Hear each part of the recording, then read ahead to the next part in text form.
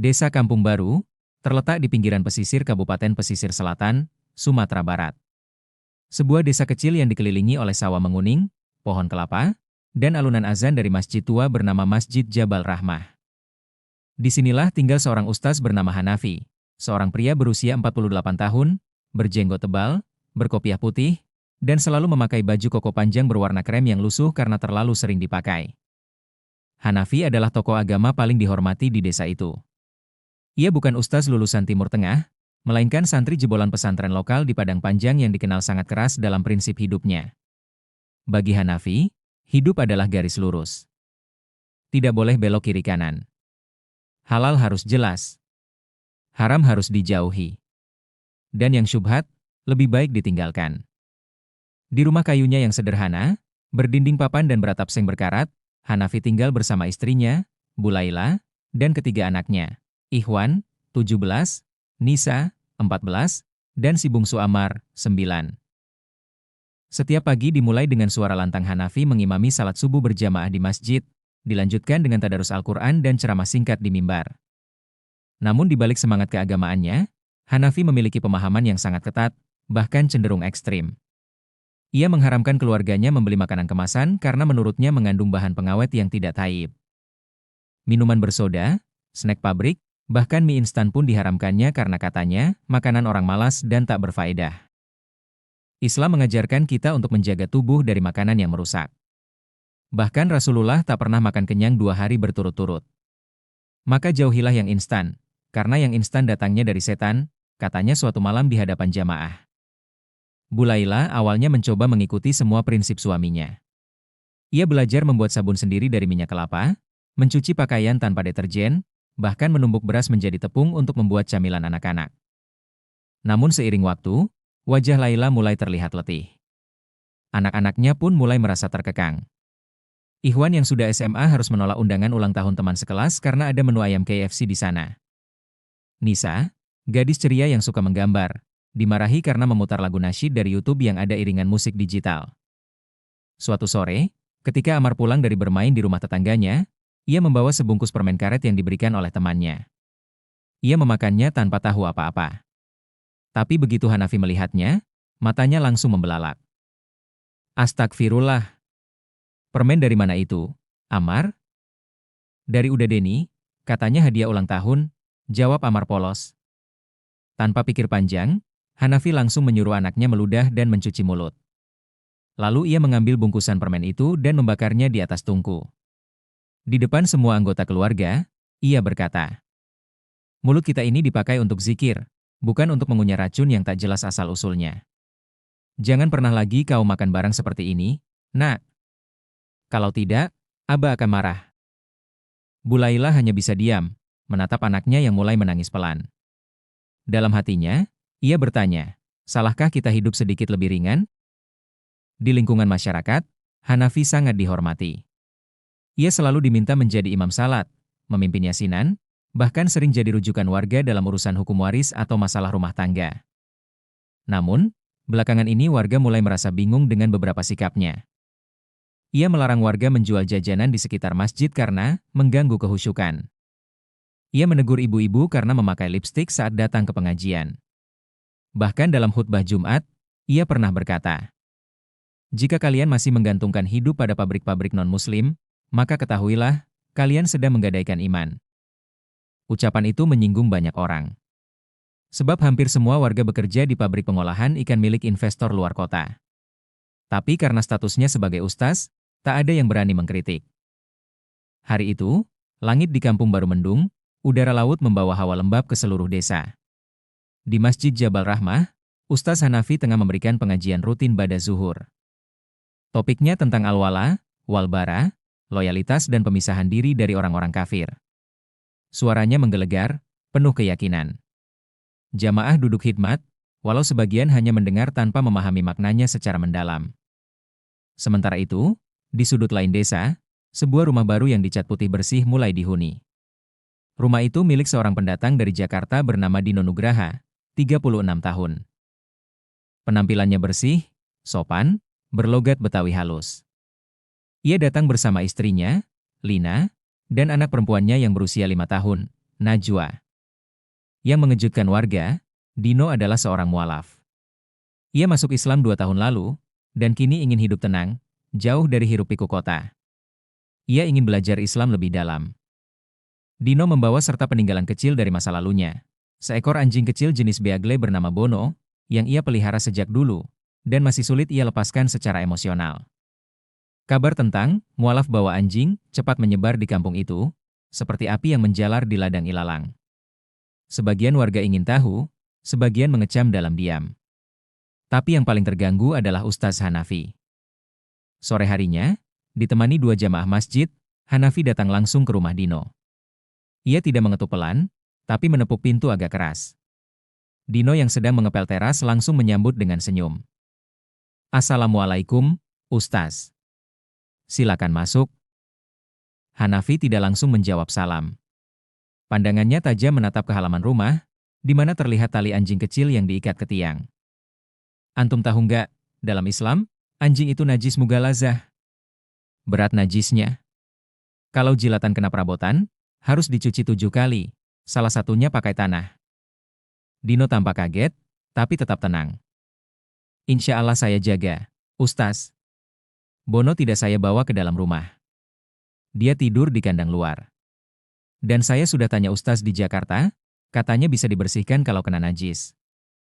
Kita bukan main kompromi dalam urusan syariat," potong Hanafi. "Kalau antum mau belajar Islam, tinggalkan semuanya yang bertentangan. Termasuk anjing ini." Istri Dino yang mendengar dari dalam rumah, langsung memeluk anaknya yang mulai ketakutan. Dino mencoba menahan diri. Ia tidak mau mempermalukan Ustaz. Tapi hatinya terluka.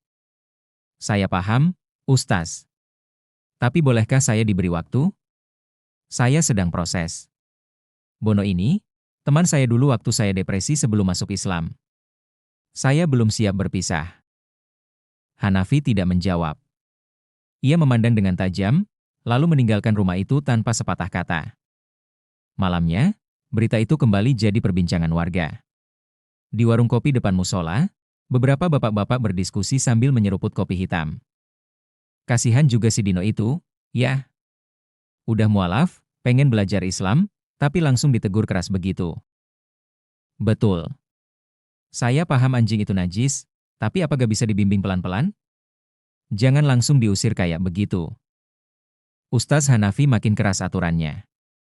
"Saya juga pernah ditegur cuma karena istri saya pakai parfum ke masjid." Namun, sebagian warga tetap membela Hanafi. Beliau menjaga kemurnian agama. Harus ada yang tegas. Kalau enggak, orang makin semaunya. Tapi dalam hati, perlahan-lahan warga mulai merasakan sesuatu yang janggal. Bahwa ada garis yang mungkin telah dilewati. Bahwa antara menjaga agama dan menyulitkan orang, batasnya bisa sangat tipis. Malam itu, Dino duduk sendiri di serambi rumahnya. Ia mengusap kepala Bono yang terlelap. Wajahnya menatap langit gelap penuh bintang. Dari kejauhan, terdengar suara Hanafi sedang memimpin tahlilan di masjid. Dino menunduk, berdoa dalam hati. "Ya Allah, aku datang untuk mencari jalan MU. Tapi mengapa jalan ini terasa sempit? Apakah ini ujian atau peringatan?" Ia belum menyerah. Tapi ia mulai sadar bahwa iman dan ilmu perlu dipeluk bersamaan, bukan hanya satu saja. Dan ia berharap suatu hari, ustaz di kampung itu akan melihat Islam dari kacamata yang lebih lembut. Sementara itu, di rumah kayunya, Hanafi tampak gelisah. Ia duduk di kursi rotan, memegang mushaf Al-Quran terbuka di surat Al-Maidah ayat 87. Ayat itu ia hafal luar kepala. Tapi malam itu, ia seperti membaca ayat itu untuk pertama kali. "Wahai orang-orang yang beriman, janganlah kalian mengharamkan apa-apa yang baik-baik yang Allah halalkan bagi kalian." Hatinya berbisik, tapi pikirannya menolak. Ia menggelengkan kepala, menutup mushaf, lalu mengambil air wudhu. Dalam sujud panjang malam itu, hatinya bergetar. Tapi ego dalam dadanya belum siap tunduk. Pagi itu, langit kampung baru cerah sekali. Kabut tipis yang biasa menyelimuti sawah sudah menghilang. Angin laut bertiup lembut dari arah barat. Warga desa sibuk mempersiapkan acara besar yang jarang terjadi, Tablik Akbar dan peresmian Madrasah Tahfiz Al-Ikhlas, yang dibangun dari swadaya warga dan bantuan donatur dari kota. Yang paling dinanti adalah kedatangan seorang ulama karismatik dari Padang, KH. Mahbub Bunyamin, kiai sepuh berusia 70 tahun, alim, sederhana, dan sangat disegani. Beliau adalah sosok yang dikenal lembut namun tegas dalam ilmu, dan setiap dakwahnya selalu menyentuh hati. Sejak pagi, warga berbondong-bondong ke masjid. Tenda besar sudah dipasang. Pengeras suara menyuarakan sholawat. Ibu-ibu membawa tumpeng, ketupat, dan aneka lauk. Di tengah keramaian itu, Ustaz Hanafi terlihat rapi, mengenakan gamis putih dan sorban di leher. Wajahnya tegang. Ia tahu, KH. Mahbub bukan orang sembarangan. Beliau terkenal dengan pendekatannya yang moderat. Dan diam-diam, sebagian warga menyebutnya sebagai penyejuk hati, berbeda dengan Hanafi yang selama ini disebut penjaga gerbang syariat. KH. Mahbub tiba dengan mobil tua sederhana, didampingi dua santrinya. Beliau menyalami warga satu persatu, mencium tangan orang tua, dan bercanda dengan anak-anak. Ketika bertemu Hanafi, beliau memeluknya dengan hangat. Alhamdulillah, akhirnya bisa bersilaturahmi langsung dengan Ustaz Hanafi yang terkenal ini, katanya ramah. Hanafi hanya tersenyum tipis. Dalam hatinya muncul pertanyaan, apa kiai ini tahu prinsipku? Atau beliau akan mulai mengoreksi? Ketika waktu zuhur tiba, jamaah memadati masjid dan tenda. Setelah salat berjamaah, KH. Mahbub naik ke mimbar. Suaranya lembut, tetapi setiap kalimatnya seperti menembus hati pendengarnya. Islam itu agama yang indah. Allah tidak menjadikan dalam agama ini kesempitan. Apa yang Allah halalkan, jangan kalian haramkan. Dan apa yang Allah haramkan, jangan kalian remehkan. Jangan pula kalian membuat batasan-batasan baru yang tidak dibuat oleh Allah. Hanafi mulai resah. Kepalanya tertunduk, dadanya sesak. Ayat yang sama, Quran Surat Al-Maidah ayat 87, dikutip oleh KH. Mahbub dalam konteks dakwah yang begitu lembut namun mengena. Dulu, ada sekelompok sahabat yang ingin berlebih-lebihan dalam ibadah. Ada yang ingin puasa terus tanpa berbuka, ada yang ingin tidak menikah seumur hidup. Lalu Rasulullah bersabda, siapa yang membenci sunnahku, maka ia bukan dari golonganku. Maka jangan sampai kita lebih keras dari Rasulullah sendiri. Beberapa warga yang biasa mengikuti pengajian Hanafi tampak saling menatap. Mereka tahu apa yang dikatakan KH. Mahbub secara tidak langsung menyinggung cara dakwah Hanafi selama ini. Usai acara, KH. Mahbub dijamu makan siang di rumah kepala desa. Hanafi ikut hadir. Di meja, terhidang ayam goreng dari restoran Waralaba, sambal balado, nasi hangat, serta teh botol manis. KH. Mahbub mengambil ayam dan menyantapnya sambil bercerita santai. Hanafi diam. Ia tidak menyentuh makanannya. Ia menunduk, lalu berkata pelan. Kiai, maaf, saya pribadi menghindari makanan semacam ini. Syubhat. Tidak jelas sembelihannya. KH. Mahbub tersenyum. Ia letakkan sendoknya, menatap Hanafi dalam-dalam. Saya paham, Ustaz. Tapi jangan sampai sikap hati-hati itu berubah menjadi pengharaman. Kita boleh hati-hati untuk diri sendiri, tapi jangan membuat orang lain merasa berdosa atas sesuatu yang dihalalkan Allah. Hening sejenak. Bulurah yang menyajikan makanan menunduk, takut dianggap bersalah. Hanafi menarik napas dalam. Saya hanya ingin menjaga kemurnian agama, Kiai. Dan itu niat yang mulia, Ustaz Hanafi, jawab KH. Mahbub. Tapi ingat, syariat Islam itu luas. Jangan kita mempersempitnya hingga membuat orang takut. Kita ini hamba Allah, bukan hamba aturan buatan kita sendiri. Malam harinya, Hanafi duduk sendiri di dalam masjid, hanya ditemani kipas angin tua yang berdecit. Ia membuka Al-Quran dan kembali membaca Quran Surat Al-Maidah ayat 87. Wahai orang-orang yang beriman, janganlah kalian mengharamkan apa-apa yang baik-baik yang Allah halalkan bagi kalian, dan janganlah kalian melampaui batas. Sesungguhnya Allah tidak menyukai orang-orang yang melampaui batas. Kali ini, ayat itu seperti berbicara langsung ke hatinya. Ia menutup mushaf, menangis dalam diam. Bukan karena malu, tapi karena mulai sadar. Selama ini ia terlalu sibuk menjaga batas hingga lupa menyebarkan kasih sayang.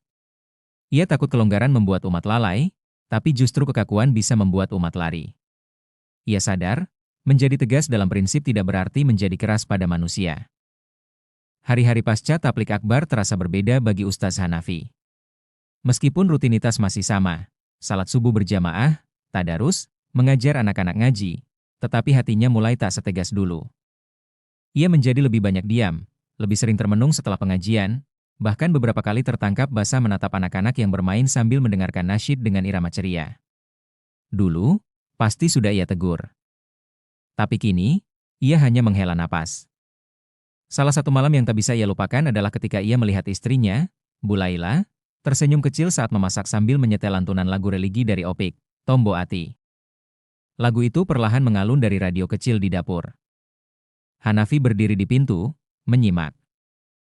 Laila, panggilnya pelan. Istrinya menoleh, kaget, segera mematikan radio. Maaf, abang, cuma sebentar. Namun Hanafi tak marah. Ia justru berjalan pelan, duduk di bangku rotan, dan berkata dengan lirih. Kalau isinya mengingatkan kepada Allah, mungkin bukan masalah. Bu Laila tertegun. Matanya berkaca-kaca. Sudah lama ia menunggu hari di mana suaminya bisa melonggarkan sedikit belenggu yang selama ini ia ikatkan sendiri atas nama syariat. Beberapa hari setelah itu, Hanafi berjalan menuju rumah Dino. Kali ini ia mengetuk pintu dengan lembut. Dino membukakan pintu, kaget melihat tamunya. Ia berdiri kaku, tak tahu harus bersikap bagaimana. Assalamualaikum, Mas Dino. Waalaikumsalam, Ustaz. Ada waktu sedikit? Dino mempersilakan masuk. Bono, si anjing kecil, terlihat berbaring di kandang luar. Hanafi sempat melirik, tapi tak berkata apa-apa. Dino duduk di depannya, canggung. Hanafi membuka pembicaraan. Saya ingin minta maaf. Dino terdiam. Ia tidak menyangka permintaan itu keluar dari Ustaz yang sebelumnya begitu keras. Saya sadar, mungkin saya terlalu cepat menyimpulkan, terlalu tegas dalam menyampaikan. Padahal, Rasulullah pun memperlakukan mualaf dengan sangat lembut. Saya lupa, bahwa iman butuh ditumbuhkan, bukan dipaksakan. Air mata Dino menetes. Istrinya, Lina, muncul dari balik pintu, terharu melihat peristiwa langka itu. Ustaz tidak perlu minta maaf. Saya justru bersyukur karena Ustaz datang lagi. Saya belum menyerah dengan Islam, cuma, saya sempat takut. Islam bukan untuk ditakuti, Mas Dino, ucap Hanafi. Islam datang membawa rahmat. Dan saya berjanji, saya akan mendampingi Mas sekeluarga dalam belajar, dengan kelembutan. Sejak hari itu, hubungan mereka membaik.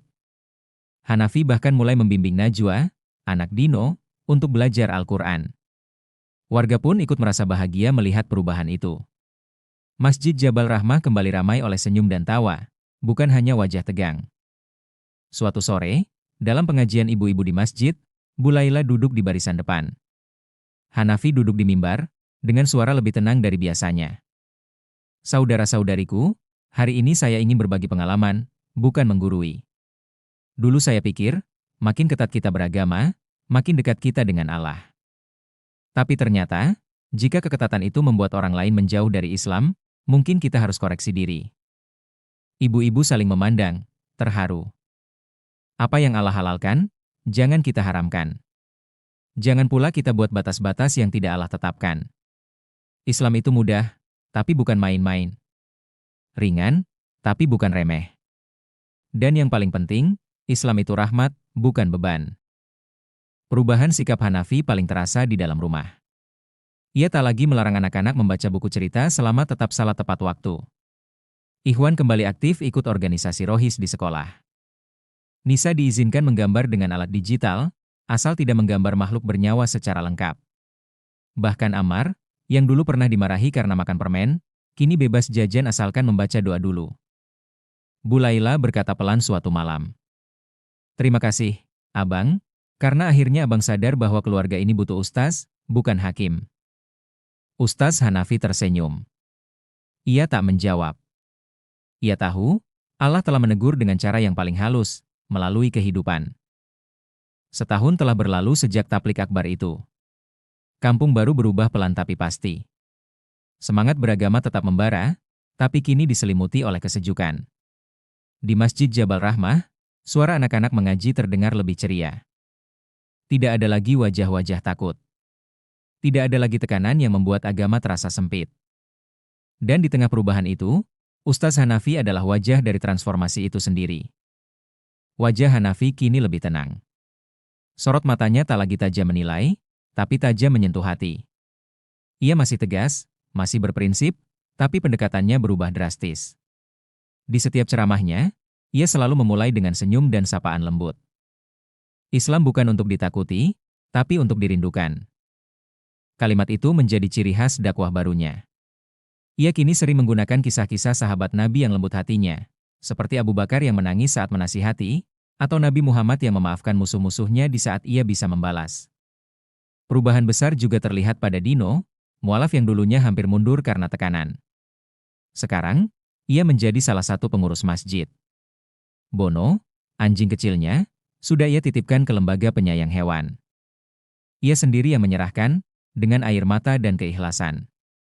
Bukan karena paksaan, tapi karena saya ingin memurnikan niat hijrah saya, katanya pada Hanafi. Kini Dino rutin mengisi kajian mualaf, menyampaikan pengalaman pribadinya. Ia selalu menyebut satu nama dalam setiap ceritanya, Ustaz Hanafi, guru saya, yang dulu keras, tapi kini penuh rahmat. Pada bulan Rabiul Awal, bertepatan dengan Maulid Nabi, Desa Kampung Baru meresmikan rumah tahfiz anak Jabal Rahmah. Gedungnya tak megah, hanya 2 lantai dari beton sederhana, tapi semangatnya menyala seperti api di malam gelap. Hanafi diminta memberikan sambutan. Di hadapan warga, anak-anak, ibu-ibu, bahkan beberapa ulama dari kota, ia berdiri dengan air mata tertahan. Dulu, saya kira kekuatan Islam itu pada batasannya. Tapi saya salah. Kekuatan Islam justru pada kelapangan rahmatnya. Saya pernah menjadi orang yang mempersempit jalan Allah. Saya pernah membuat orang takut kepada syariat, bukan cinta padanya. Tapi hari ini, saya ingin menjadi penuntun yang membukakan pintu, bukan penjaga yang menguncinya. Ia lalu mengangkat Al-Quran yang ia pegang, menunjuk ke ayat yang telah menjadi cermin hidupnya. Wahai orang-orang yang beriman, janganlah kalian mengharamkan apa-apa yang baik yang Allah halalkan bagi kalian, dan jangan melampaui batas. Sesungguhnya Allah tidak menyukai orang-orang yang melampaui batas. Quran Surat Al-Maidah, 87. Seluruh hadirin terdiam. Banyak yang meneteskan air mata. Termasuk Bu Laila, yang duduk di barisan wanita sambil menggenggam tangan Nisa. Dan di barisan anak-anak, Ikhwan dan Ammar ikut menghapus air mata mereka dengan ujung lengan baju. Kini, Hanafi dikenal bukan hanya sebagai ustaz, tapi juga guru kehidupan. Banyak orang datang ke Kampung Baru bukan hanya untuk menimba ilmu, tapi untuk merasakan Islam yang hidup di sana. Islam yang tidak membelenggu, tapi membebaskan.